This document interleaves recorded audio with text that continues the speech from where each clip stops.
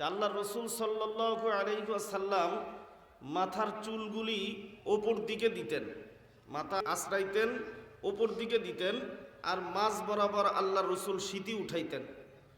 তো একজন সাহাবী ছিলেন, সেই সাহাবীর চুল মানে মাথার চুলগুলি ছিল কোকড়া। কি ছিল? তো কোকড়া চুল কিন্তু কথা শোনে না, এর যেদিকে নিয়ে যাবেন যাবে না, ও আর এক দিকে যাবে। তো আল্লাহর রসুলের এই সুন্নাতটা আমল করার জন্য, মানে আল্লাহর রসুলের মাথার মাঝ বরাবর সিঁথি, এই আমলটা করার জন্য চুল কোকড়া কথা শোনে না, একটা লোহা শিক গরম করে মাঝ বরাবর দাগ দিয়ে দিয়েছে। সুবহানাল্লাহ বলবেন। অন্য অন্য সাহাবীরা আল্লাহর রসুলের প্রেমিক সাহাবীকে ডাক দিয়ে বলেছেন, তুমি কি পাগল হয়ে গেছো নি?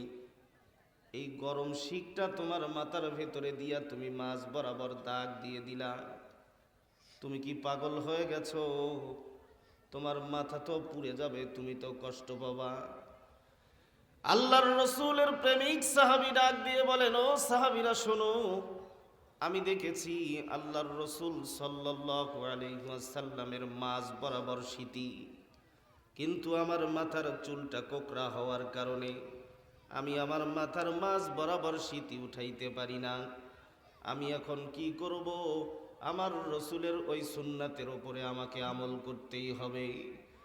যেহেতু আমার মাথার চুল কথা শোনে না, লম্বা একটা শিক গরম করে দিয়ে আমার মাথার মাঝ বরাবর একটা দাগ দিয়ে দিয়েছি।